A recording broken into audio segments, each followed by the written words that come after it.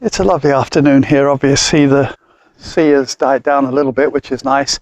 These windows have actually got salt deposits on them from the spray that was being blown up here by a pretty strong easterly wind. So I thought I'd go over a little bit of the basics of a golf swing, how we form it. We're trying to develop speed with the club, and a good way to learn to do that with each hand separately is to turn the shoulders, bend the elbow and wrist and make a loud whoosh. And then hold the follow through and then do the other hand. Important to turn it in slightly and then turn the shoulders, hinge the wrist, whoosh. And then try to unify the hands and get the same noise, which is not automatic. Now you can actually hear where the whoosh is occurring and actually modify your movements so that you maximize the effect, which is to whoosh from here to here. Quite often as you get started, you'll hear that it's whooshy here, and then it seems to be dissipating where the ball's going to get hit, obviously less optimal. So how to form a golf swing? A golf club is a long, heavy lever. Now, they love to use that term lever in talking about golf technique. There's really only one, and that's the shoulders. The fulcrum is the neck. The arms and the club are being thrown around by the effect of your body on that lever. So we pull the golf club at arm's length from right to left. Golf is not a symmetrical game. The only one I can think of which is croquet, where you're swinging, yes, a mallet, hitting a ball to a target, but doing it between the feet with each side contributing a sort of mirror image of the other. Golf is not like that. Each hand contributes differently, and we need to harness that to be effective.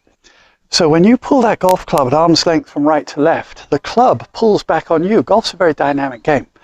And if it wins the battle, it drops down and tucks in and rotates out to the right.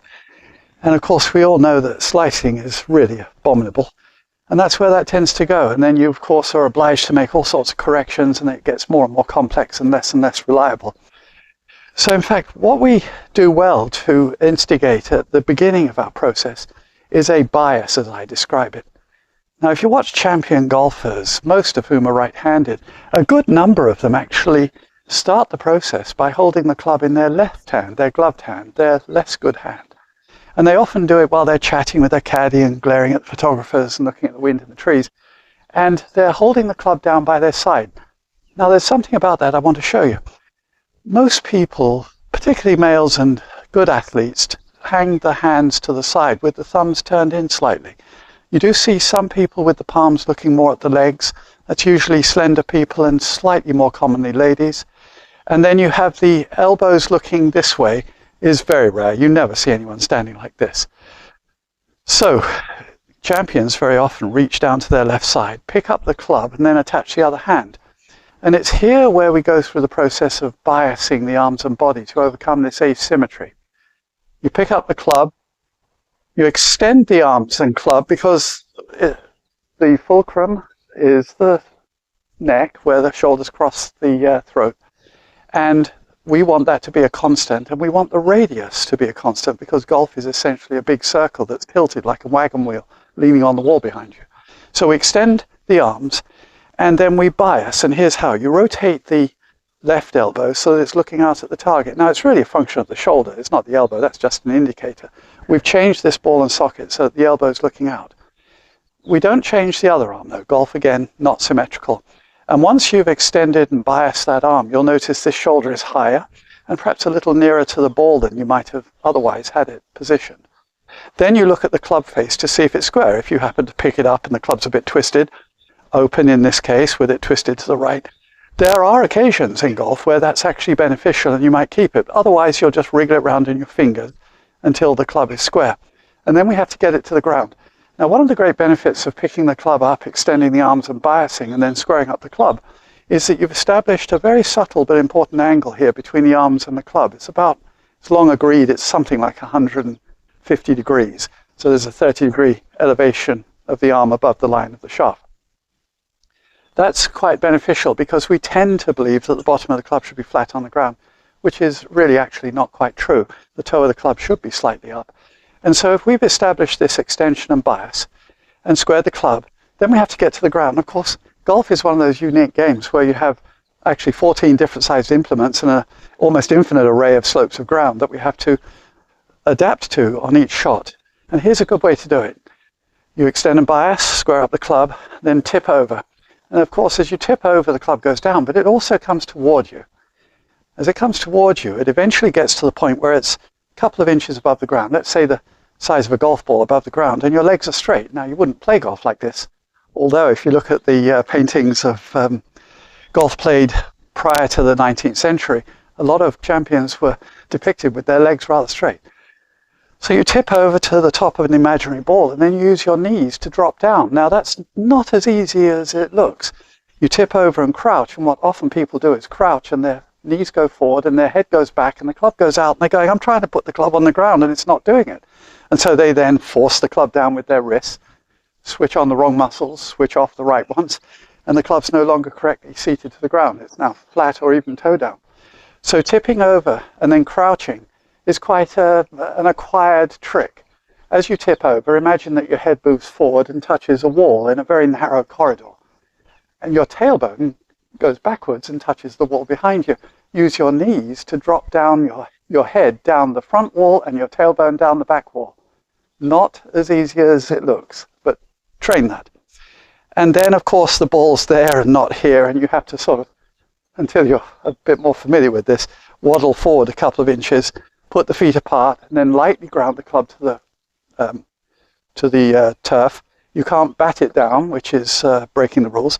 And then I recommend that you do this. You confirm that not only have you got in the right shape, but you can keep in them by doing a very slow wooden waggle, as if your club is a windshield wiper blade and you're just cleaning a little piece of the windshield from here to here and back again. Of course, don't hit the ball. And so tick, tock, settle. And that confirms that you've been able to maintain those shapes and that you're the right distance from the ball. Quite often when you see champions waggle, you'll see them make very subtle adjustments to the distance of their feet from the ball.